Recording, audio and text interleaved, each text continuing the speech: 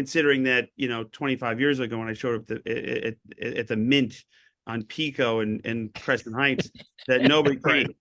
Exactly. And then here we are at the Hollywood Bowl and it's packed. I mean, that's a pretty big journey and a pretty big manifest destiny going, one of these days I'm going to do this. Yeah, that's crazy. Yeah, that's the thing. I mean, it's one thing to talk about it. It's another thing to do the work and slug it out on the road and make that happen, right? That must be even doing Red Rocks. I played Red Rocks actually with the Colorado Symphony Look at with our you. with our Queen show. And I mean, just to do those kind of venues or like the Greek theater, those places are so Yeah. iconic. You have to kind of go, how did this happen, right?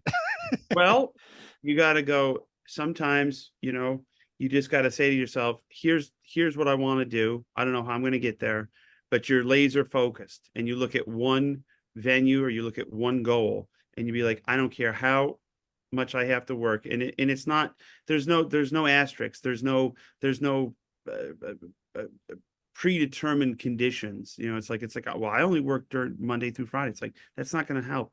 That's not going to help you. And it's not going to work. You know, it's 24/7. You have to be laser focused and driven. And the artists that are more driven than talented tend to make it out. You know, Exactly. Yeah. sometimes very talented people with pre-existing conditions on what they will do and when they will do it don't make it there. But the ones that have less skills, like me, with with Well, with a lot of chutzpah, you tend to be you tend to get there before, or you tend to achieve what you want to achieve.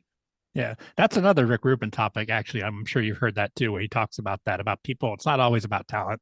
Oftentimes, it's about persistence and doing the work. And there's a lot of people that are not willing to do the second part. Well, I know a lot of very, I know of and have run into a lot of very talented people that you go, I don't understand why this isn't connecting. And then there's always an underlier. And Yeah, there's you always find out. Yeah, there's always some, and one of the things that derails careers faster than anything is fear of success. And because there's a some sort of neurological tick somewhere in the brain that says I'm not worthy of this, yep, and you have to shake that off, because at the end of the day, you are, if those opportunities present themselves, you are worthy of it, and yeah, just embrace it and go along for the ride.